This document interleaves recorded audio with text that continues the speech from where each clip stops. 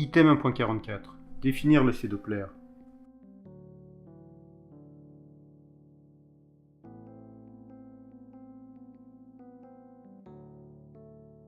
L'effet Doppler désigne le décalage en fréquence d'une onde entre sa mesure à l'émission par la source, un mouvement, et à la réception, lorsque la distance entre l'émetteur et le récepteur varie au cours du temps. Si la source sonore se rapproche de l'observateur, comme la sirène du camion-pompier, la fréquence du son perçu par l'observateur augmente et le son devient plus aigu. En effet, la courbe en rouge représente cette fréquence perçue en fonction du temps par l'observateur.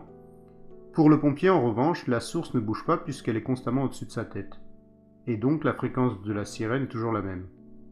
Si la source sonore s'éloigne de l'observateur, c'est le contraire, la fréquence du son perçu par l'observateur diminue et donc le son devient plus grave.